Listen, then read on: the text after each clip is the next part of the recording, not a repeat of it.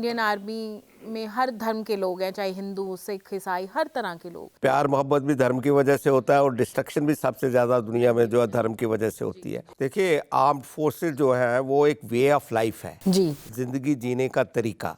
तो ऐसी सिचुएशन में जो आपका खाना पीना होता है कैसे मैनेज करते थे? पठानकोट से गाड़ियों के थ्रू और चंडीगढ़ से बाई एयर।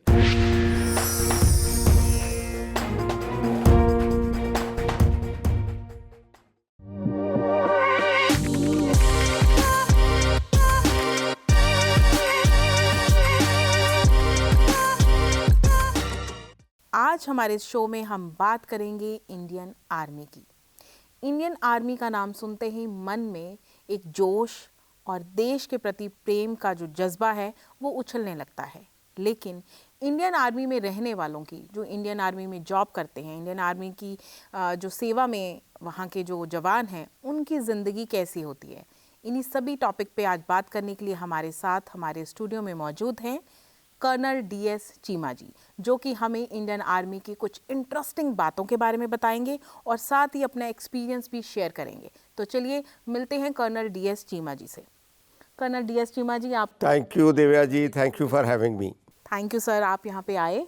और सबसे पहले मेरा जो आपसे सवाल है वो ये है, आपने लगभग 31 वर्ष तक आपने इंडियन आर्मी में रहकर देश की सेवा की है, जो कि हमारे लिए बहुत ही खुशी का जो है वो विषय है। लेकिन सबसे पहले आप मुझे ये बताइए कि आपकी पोस्टिंग सियाचिन में भी रही, तो उसका एक्सपीरियंस आपका कैसा था? क्योंकि सियाचिन का नाम सुनते ही हम तो कहीं भी हो तो वो ठंड से थर्राने लग जाते हैं। ऐसे सुन के ही लगता है कि वहाँ का माइनस टेम्परेचर, और हमारे जवान 24 घंटे देश की रक्षा के लिए वहाँ पर तत्पर है। तो आपने भी कुछ समय वहाँ पे सर्विस की है, तो आपका एक्सपीरियंस कैसा था वहाँ पे? देखिए, आर्म्ड फोर्सेस जो है वो एक वे ऑफ लाइफ है जी। जिंदगी जीने का तरीका। तो मेरी पोस्टिंग 1986 में लेह में हुई थी। वहाँ एक बटालियन है EME की, वहाँ मैं वो कमांड करने गया था।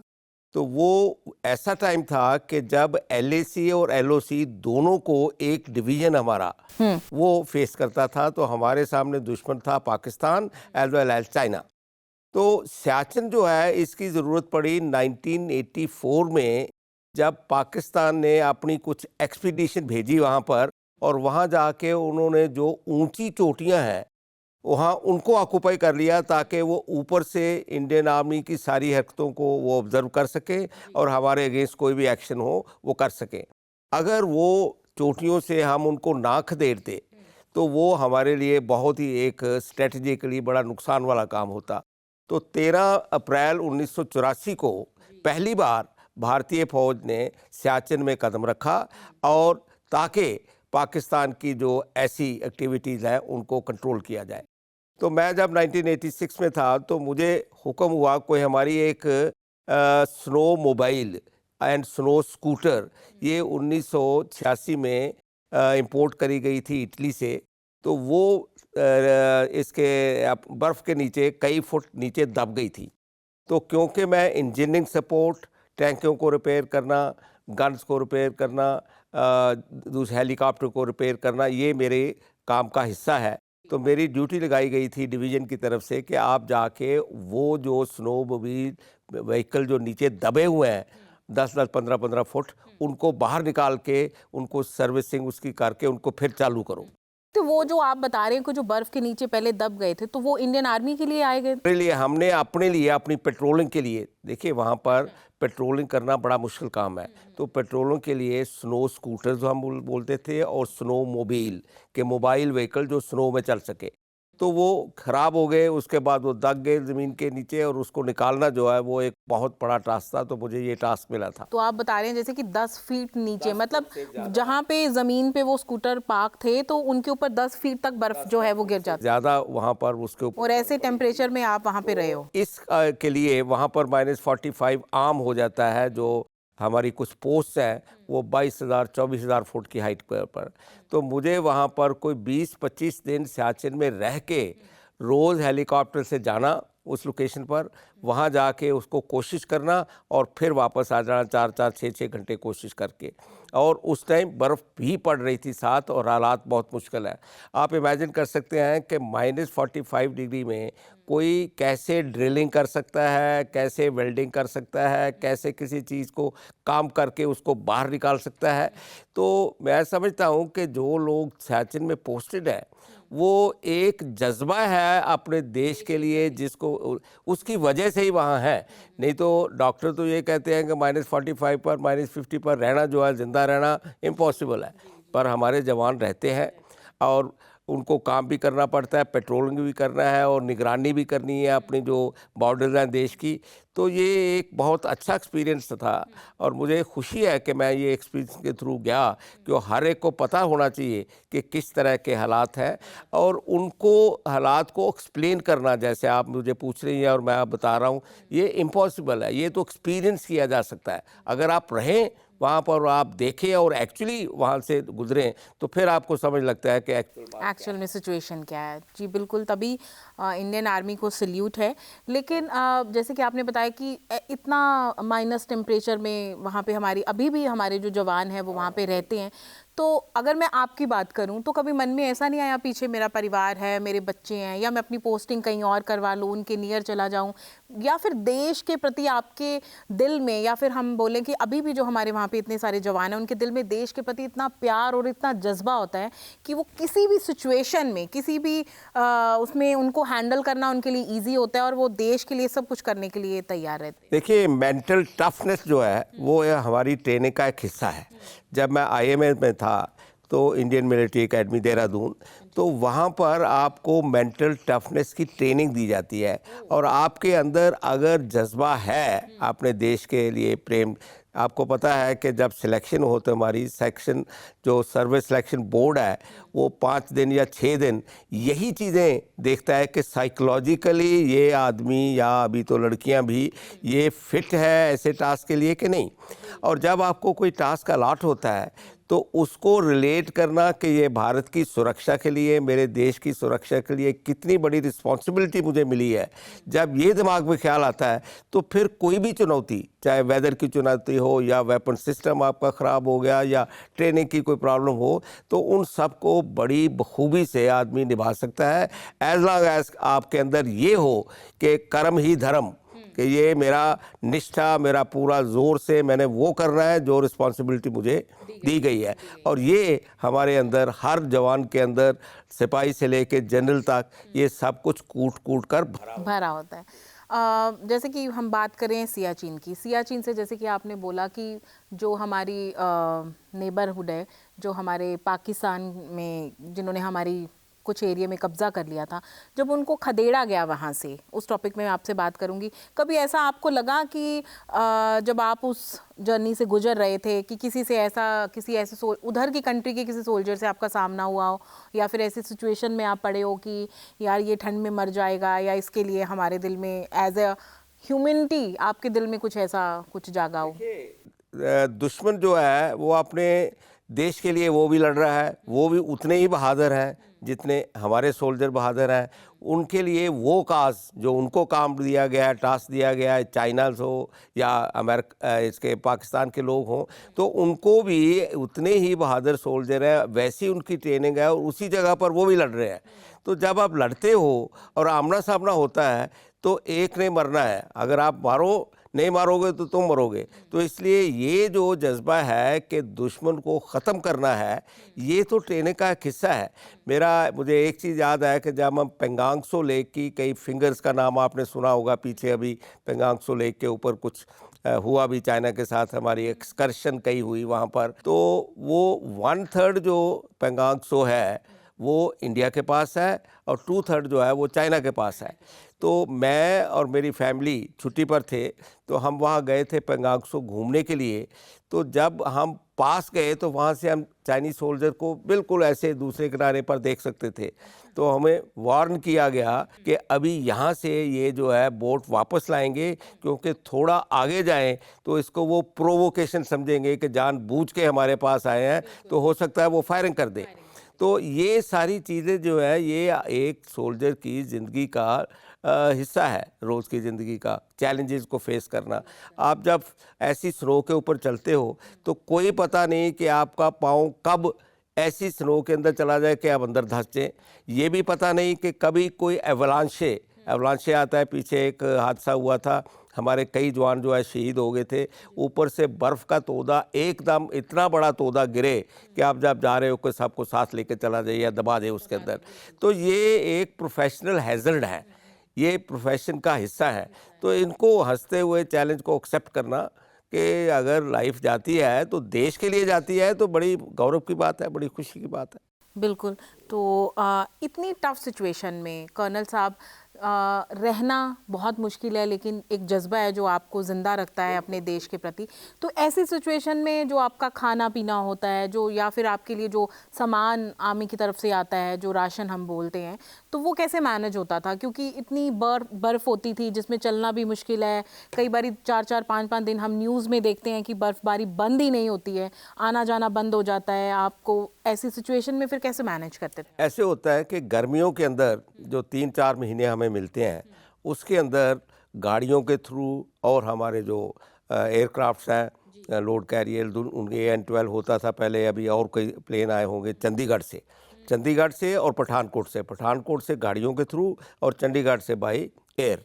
ये सामान जो है सारा वहाँ जिसकी सबसे सख्त ज़रूरत है ऑयल की, ताकि बुखारी चल सके, हीटिंग किया जा सके कमरे को। अगर पानी आपने सेव करनी है जवान को, तो वो पानी गर्म करेगा, बर्फ़ को तोड़ेगा, पानी करेगा तो तभी जाके वो पानी बने। तो पानी जो है बर्फ़ को आप मेल्ट करेंगे, फिर वो पानी बनेगा, फिर वो सेव करेगा। तो चाय भी बनानी है तो आपको पानी चाहिए। तो ये सारे वो करने के लिए हमें वहाँ पर डीज़ल एंड ऑयल और ये सारी चीज़ें और खाने पीने का सामान। जब नवंबर में हमारा जम्मू कश्मीर का जो रास्ता है, जो लेह को जाता है, लद्दाख को जाता है, वो बंद हो जाते हैं। तो उसके पहले 3-4 महीने पठानकोट से हमारी एक आर्मी सर्विस कोर होती है, उनकी ज़िम्मेवारी होती है कि पूरा का पूरा राशन अगले 6 महीने के लिए रिप्लेनिश किया जाए। हर तरह का सामान जो भी चाहिए होगा, क्यों आप मान के चलो कि 3-4-5 महीने सिर्फ बिल्कुल एसेंशियल चीज़ें जो हैं वो एयरक्राफ्ट से वहाँ जाएंगी लेह में, और लेह से आगे फिर भेजी जाएंगी।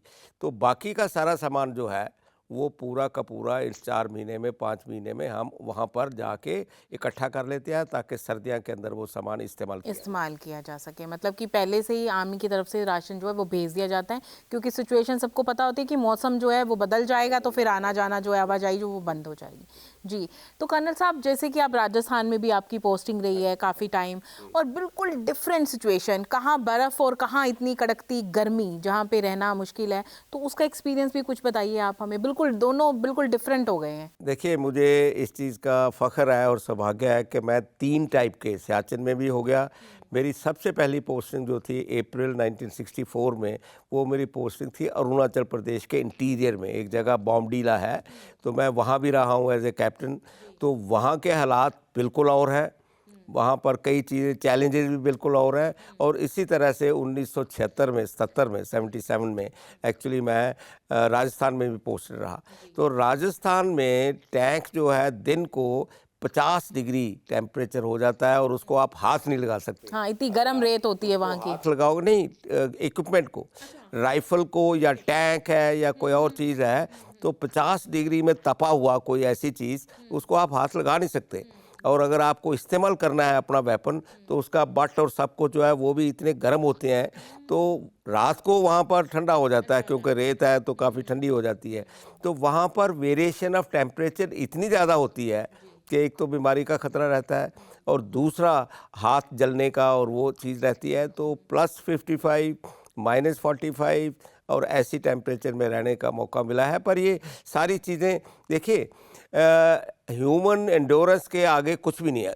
एक इंसान जो है वो कुछ भी कर सकता है, अगर उसके अंदर ये सोच हो। और सारी चीज़ें जो है चलती यहाँ से है, दिमाग से। अगर आपके अंदर ये चीज़ है कि भाई मैंने ये करना है, तो कुछ भी हो सकता है, नथिंग इज़ इम्पॉसिबल।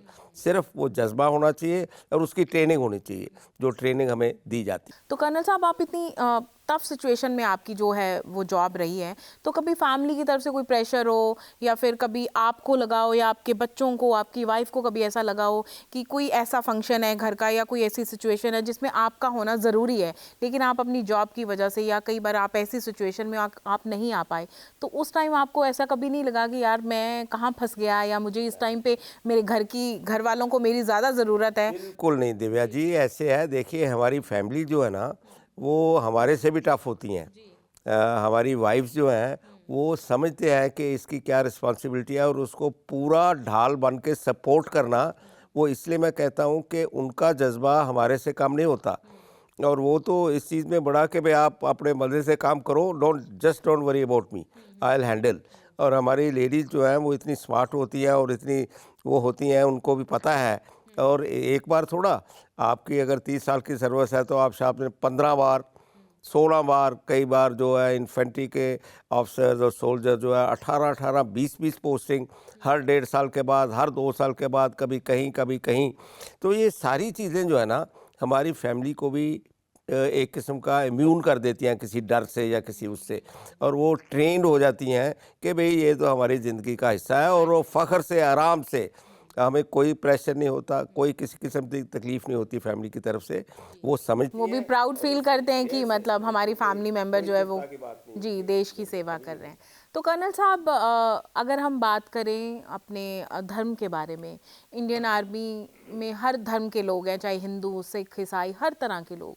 आपके वहाँ पे जब कोई ऐसी सिचुएशन आती है, कोई ऐसा किस्सा आप हमारे साथ शेयर करना चाहते हो कि उस टाइम पे हम सब एक धर्म के हो गए थे, कोई ऐसा किस्सा आपको लगता, कोई ऐसी कहानी आपको लगती हो कि आपके साथ जो एक्सपीरियंस कोई हो कि उस टाइम कोई आपके साथ अगर कुछ मिरेकल हुआ है, अगर भगवान नहीं होता तो शायद इस सिचुएशन से हम नहीं निकल सकते थे, तो फिर आपको लगा हो कि इस सिचुएशन ने, हम चाहे किसी भी धर्म के हैं, उस सिचुएशन ने हमें सब धर्मों को एक कर दिया आज?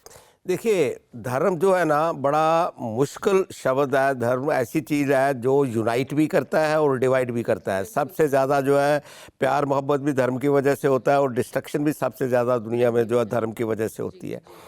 आपकी आस्था या स्पिरिचुअलिटी, और हमारा धर्म जो है वर्क इज़ वर्शिप, कि हम जो काम हमें दिया गया है वो हमारा सबसे बड़ा धर्म है।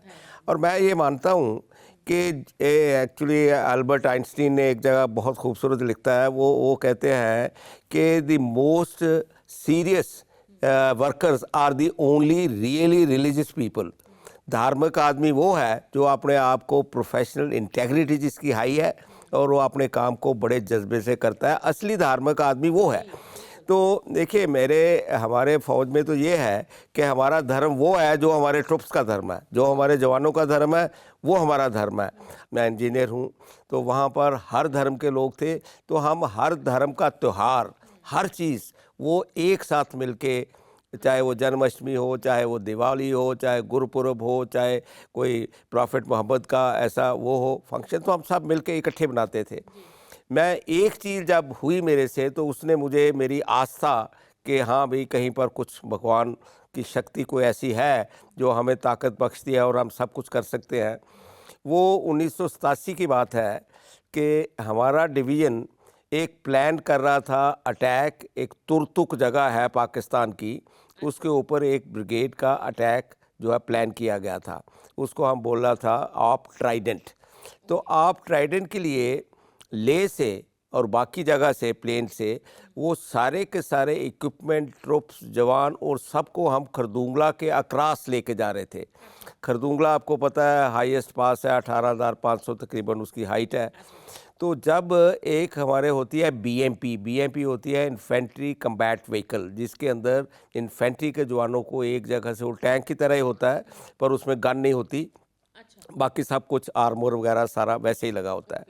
तो जब हम उनको लेके जा रहे थे, तो खरदुंगला से कोई 100 मीटर पहले एक बीएमपी ख़राब हो गई। जो वहाँ पर ऐसी टेम्परेचर है तो डीजल जो है जम जाता है, और वो ख़राब हो गई। तो उसको अभी वहाँ से जब तक वो आगे नहीं जाए, तो जो उसके पीछे आ रहे हैं ट्रुप्स, और जो सामान आ रहा है वो खरदुंगला को क्रॉस करके आगे जा नहीं सकता। वो तो रास्ते में अड़ा हुआ है और वहाँ पर सड़कें इतनी टू वे तो है नहीं ट्रैफिक। तो मुझे ये हुक्म हुआ कि अगर सुबह 6 बजे के पहले हम उसको फर्स्ट लाइट बोलते हैं, फर्स्ट लाइट का मतलब सूरज की किरण आते ही, अगर फर्स्ट लाइट के पहले अगर आप उसको रिकवर करके साइड में नहीं कर सकते तो फिर इसको जेसीबी लेके ग्रेफ की इसको नीचे धकेल देना और तबाह कर देना। अभी मेरे लिए ये एक बहुत बड़ा चैलेंज था कि लोगों को मुंह दिखाना बड़ा मुश्किल हो जाएगा कि मैं उसको रिपेयर नहीं कर सका, मैं उसको मूव नहीं कर सका और इसलिए इतने करोड़ों की इतनी बड़ी इक्विपमेंट जो है उसको हमें वेस्ट कर दिया, डिस्ट्रॉय करना पड़ा। और ये डिसीजन आपने उस टाइम पे आप लोगों ने इसलिए ऑर्डर हुआ क्योंकि पीछे वाला जो सारे आगे जा इसकी वजह से वो रुक गए थे, डोंगला क्रॉस करके तो कोई ऑप्शन नहीं थी। बिल्कुल हाँ वहाँ पर पहुँचना था फाइस में। तो मैं अपने कुछ जवानों के साथ और अपने ऑफिसर्स के साथ वहाँ पर पहुँच गया, खरदुंगला टॉप से कोई 100 मीटर पहले। तो हम कोशिश करते रहे, 3 बज गए, 3 बजे तक हमारे से वो स्टार्ट ना हुआ और बहुत ही ऐसी सिचुएशन की कि हम बिल्कुल हताश हो चुके थे और मेरे जवान, मेरे अफसर मेरी तरफ देखते थे कि सर ये अभी क्या होगा 2 घंटे में, और मैं अगर नहीं किया तो बटालियन का नाक कट जाएगा, बहुत बदनामी होगी कि ये कर नहीं सके और एक टैंक को भी तबाह करना पड़ा, आर्मर्ड व्हीकल को। तो मैंने कहा यार कोशिश करते रहो, कोशिश नहीं हम छोड़ेंगे। और 100 मीटर आगे जाके वहाँ पर एक मंदिर है, तो मैं वो मंदिर बिल्कुल ऊपर जाके मंदिर है खरदुंगला के, तो मैं वो मंदिर में गया, इनको देख के शाबाश के भी करो, हो जाएगा कोई बात नहीं। अंदर जितनी भी घबराहट थी मैं अपने जवानों के साथ, अपने अफसरों के साथ तो नहीं ना कह सकता कि भाई, तो मैं वहाँ गया और मैंने कहा, मैं कहा हे भगवान ये ऐसी सिचुएशन है कि मुझे इसमें से निकाल ले, नहीं तो बहुत तकलीफ़ होगी और बहुत बेइज्जती होगी मेरी, और मैं इसमें से निकलना चाहता हूँ, कृपा कर किसी तरीके से। तो मैं वो करके पूजा पाठ अब 10-15 मिनट उधर रुक के मैं वापस आया, तो हमारे एक सिपाही था, वो कहता है कि सर मेरी एक बात मानो, इसको इस तरीके से कर लो। मुझे अभी याद नहीं कि क्या था, पर उसने कुछ सजेस्ट किया। तो मेरे ऑफिसर कहने लगा नहीं सर ऐसे नहीं होगा। मैं कहा भाई इसकी बात मानो। मुझे लगा कि ये शायद भगवान की तरफ से कोई संदेश है कि ऐसे करोगे तो हो जाएगा। जो उस जवान ने कहा था मैंने उनको हुक्म दिया कैसे करो, और इंजन स्टार्ट हो गया। और कोई 4 साढ़े 4 बजे, कहाँ हमें उम्मीद थी कि शायद 5:30 बजे तक होगा, नहीं होगा, कोई 4 साढ़े 4 बजे इंजन स्टार्ट हो गया और हम उसको लेके निकल चले। और आपका सारा वो जो पीछे वाला था वो सारे के सारे गए, क्लियर हो गए। ओके। पर मेरा मतलब है कि जो आस्तिक लोग भी हैं और नास्तिक लोग भी हैं, हर एक के दिल में ये तो कभी आता है ज़रूर कि ये भगवान को किसी रूप में जानो, कोई ऐसी शक्ति है जो आपको सही रास्ता, अंधे आदमी को रास्ता दिखाने वाली बात होती है, आपको कोई रास्ता दिखा देता है कि आप ठीक रास्ते पर चल। बिल्कुल, यू मीन टू से कि उस टाइम पर आपको यही लगा कि वो एक शक्ति थी जिसने आपकी सहायता की, या फिर वो सिपाही भगवान समझ के एक भगवान के रूप में उन्होंने एक आपको सजेशन दी। बिल्कुल बिल्कुल, और आपने उसके अकॉर्डिंग चले और वो जो आपकी जो टैंक फंसा हुआ था वो निकल गया। जी जी, तो कहीं ना कहीं आप भी इस चीज़ को मानते हैं, या फिर हम बोले कि हर इंसान में कहीं ना कहीं ये चीज़ छिपी हुई होती है, जब उसको लगता है, जब एक ना एक दिन ये बात मुंह से निकल ही जाती है कि यार ये चीज़ तो कोई भगवान था या फिर कोई भगवान का बंदा था जो हो गया, अदरवाइज तो ये चीज़ पॉसिबल नहीं हो सकती थी। कोई शक नहीं दिव्या जी, ऐसे है कि कोई ऐसी अथॉरिटी, कोई ऐसी चीज़ है जो सर उस, देखिए भगवान सब मानते हैं कि एक है, उसको पाने के रास्ते अलग अलग हैं और अलग अलग रास्ते हम अपनाते हैं, पर इसका मतलब ये नहीं कि आप यूनिवर्सल ब्रदरहुड और जो प्यार शांति का रास्ता है उसको त्याग दें। और हर आदमी को भगवान की पूजा करके, पाठ करके, उसका नाम लेके शांति, सुख, सुकून वो तो मिलता ही मिलता है। मैं यहाँ कोट करूँगा एक ऐसे नास्तिक आदमी सरदार खुशवंत सिंह जो बहुत बड़े ऑथर थे। वो जब उनकी वाइफ थी, उनका नाम कमल था, जब उनकी वाइफ की डेथ हुई तो वो नास्तिक आदमी था, भगवान को बिल्कुल नहीं मानता था, पर वो कहता है जब कमल की डेथ हुई तो मैं पूरी रात जाके गुरुद्वारा बंगला साहब में बैठा रहा, और जो मुझे वहाँ पर सुकून मिला, जो मुझे शांति मिली, तो उसने मुझे मदद की उस शौक में से निकलने की। तो हम सब रिलीजन तो मैं समझता हूँ दिव्या जी एक इंडिविजुअल है। अगर 800 करोड़ दुनिया है तो हर एक का अपना अपना रिलीजन है, हर एक ने अपना अपना रिलीजन इवॉल्व किया है। और आप रिलीजन जो है आपका अंदर से बाहर, इनसाइड आउट यू लिव। मेरा जो धर्म का नज़रिया है वो ये है, शांति, non violence, work is worship, दूसरों की मदद करना, खुश रहना और दूसरों को खुश देखना। अगर आप ये कर सकें, और नेचर जो है, पौधे, पंछी, पक्षी, ये सारी चीज़ें जो है उनकी प्रोटेक्शन करो, दूसरों को खुश रखो, किसी को कोई नुकसान ना पहुंचाओ, जहाँ मदद हो सके वहाँ उनकी मदद करो, तो ये रिलीजन और वर्क अपना काम करो। मेरे धर्म में भी गुरु नानक ने ये कहा है, किर्त करना मतलब वर्क इज़ वर्शिप। जो भगवान श्री कृष्ण ने भी यही बात करी है, कर्म की बात जो है उन्होंने भी की है। तो जो आदमी अपना पूरी डेडिकेशन से पूरी उस लगा के काम करता है, उससे बड़ा तो धर्म वो पूरा अपना निभाइए। तो कर्नल साहब, आप इतने पीसफुल इंसान हैं, इतना है ना, आपको किसी का दिल दुखाना पसंद नहीं है, किसी से झूठ बोलना पसंद नहीं है, किसी से दिखावे की ज़िंदगी आप पसंद नहीं करते। तो एक क्वेश्चन मेरा आपसे ये है कि जब आप आर्मी में थे, जब जॉब कर रहे थे आप, है ना, वर्किंग में, तो उस टाइम पे कोई आपके साथ ऐसा कोई शहीद हो गया? कई बार होता है कि ऐसी टफ सिचुएशन में आप सियाचिन में रहे हो, इतनी ठंड होती है वहाँ पे, किसी को कोई मेडिकल इशू हो गया, या फिर वॉर के टाइम हम बोले कि कई बार होता है कि इतना यंग सिपाही शहीद हो गया, और उस टाइम आप अपने आप को कैसे कंट्रोल करते हैं? आपकी बात करूँ या फिर आपकी ट्रुप के जितने भी और जवान थे, तो उस टाइम पे थोड़ा सा तो फील होता है कि ये हमारा साथ का हमारा दोस्त था जो यही चला गया। देखिए, इंसान की फितरत है कि कोई भी चीज़ जो है उसके ऊपर इम्पैक्ट तो होता है। मेरे साथ ये हुआ था कि मैं 22 मई 1986 में ले बटालियन के कमांड करने के लिए पहुंचा। तो 24 को मेरे 2 जवान जो हैं, एक रिकवरी कंपनी के, उनका एक्सीडेंट हो गया और दोनों के दोनों जवान जो है वो शहीद हो गए। अभी देखिए, ये बहुत बड़ा शौक है कि आप 2 दिन हुए हैं आपको आए हुए, और आपके सामने आपके 2 जवान जो हैं उनकी ट्रेजेडी हो गई। तो मेरे जीओसी साहब थे, बहुत कमाल के इंसान थे, जनरल डीडी सकलानी।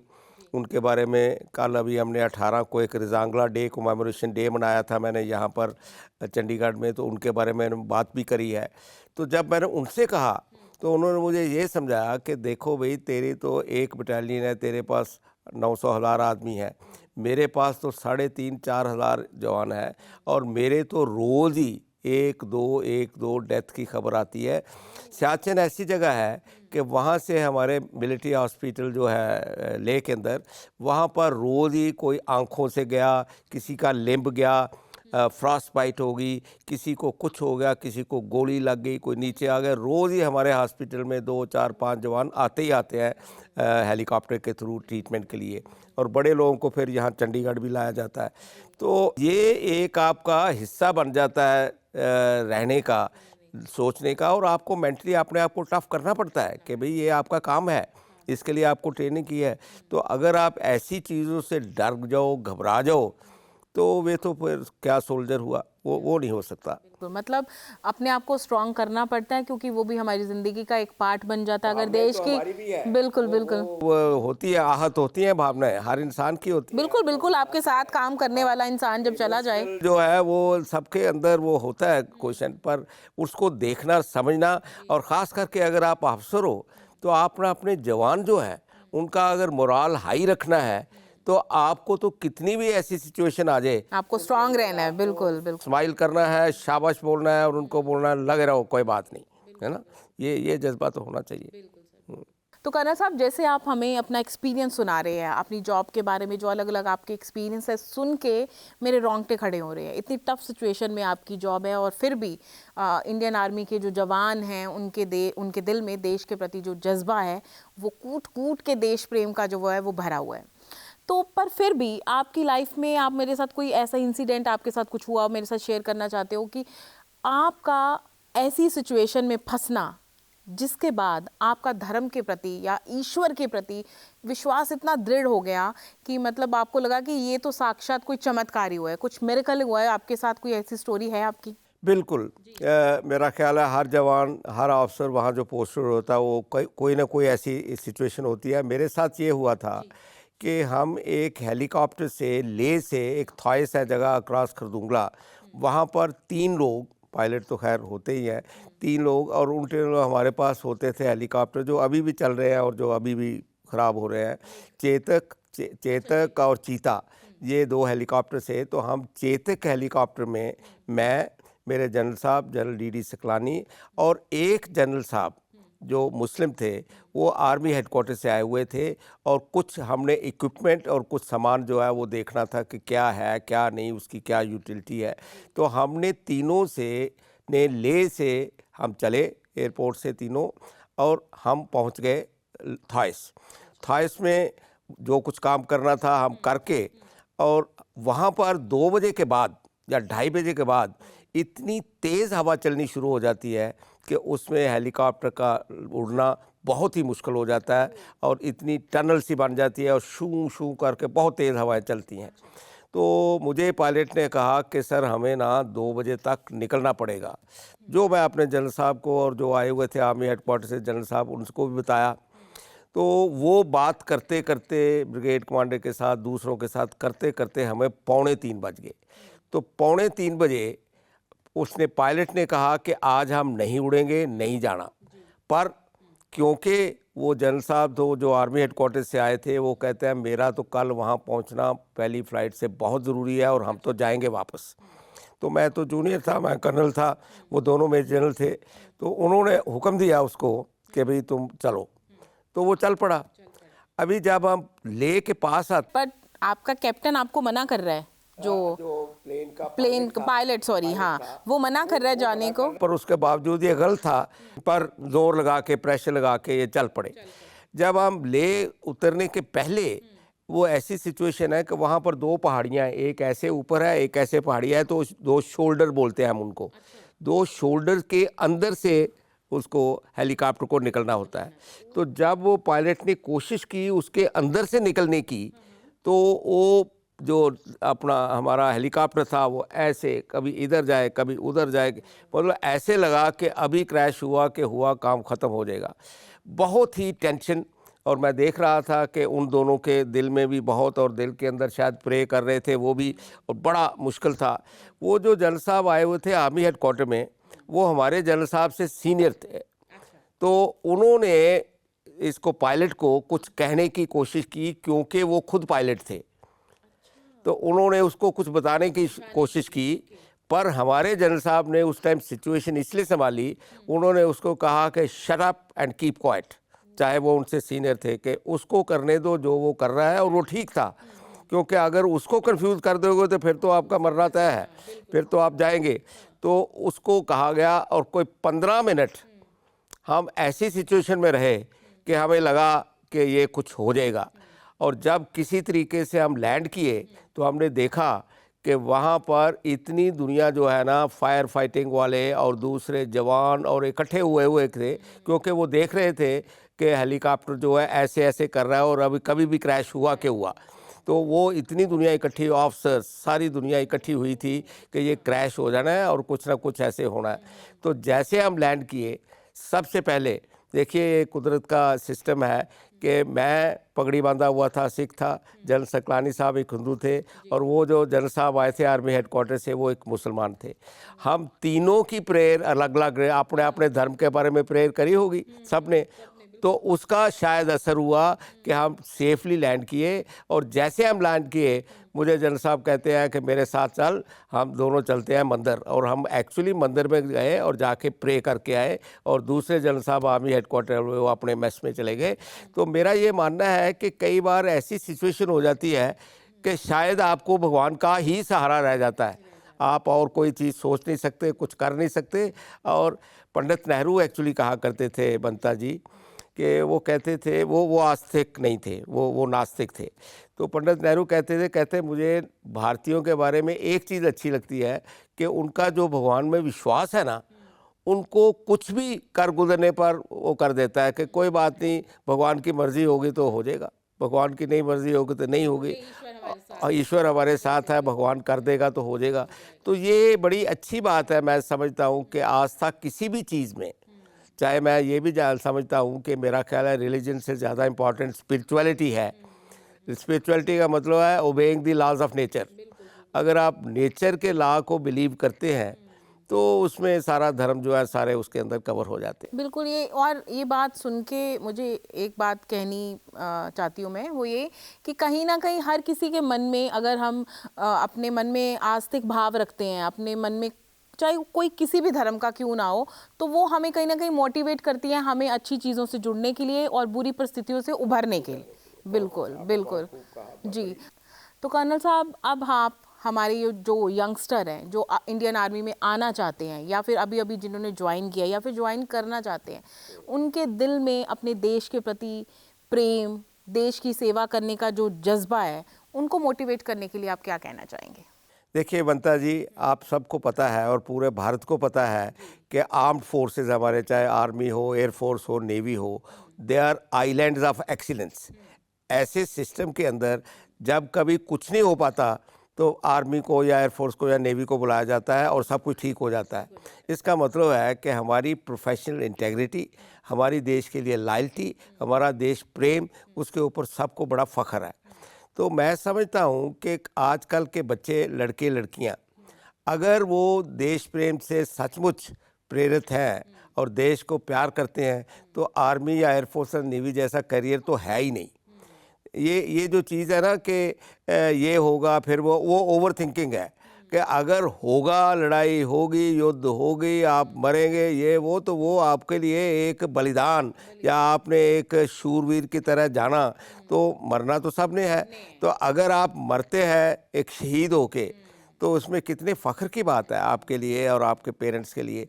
सो मैं समझता हूँ कि ये इतना बढ़िया करियर है, इसमें आपको कुछ भी जो चाहिए, जब आप पीस में हैं, आपके पास हर तरह की फैसिलिटी है, हर तरह की स्पोर्ट्स है, हर तरह का आपको लुक आफ्टर किया जाता है, और भगवान ना करे आपके साथ कुछ हो, तो आपकी फैमिली के साथ पूरी गवर्नमेंट, पूरा देश खड़ा है।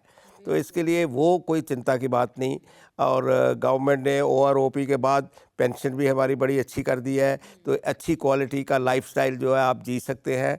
और जो कुछ सीखा जाता है आर्मी में, डिसिप्लिन हो, पंक्चुअलिटी हो, discipline, punctuality, love for the, और आपका प्रोफेशनल जो आप कॉम्पिटेंस एक्वायर करते हैं किसी भी फील्ड में, जैसे मैं M.Tech हूँ, मैं MBA भी करा हुआ है, तो अभी मैं वो सारी चीज़ें जो है मेरे अभी काम आ रही हैं। मैं अभी यूनिवर्सिटियों में पढ़ाता हूँ, लिखता हूँ, तो ये सारी चीज़ें जो है मुझे फ़ौज की देन है। तो once a soldier always a soldier.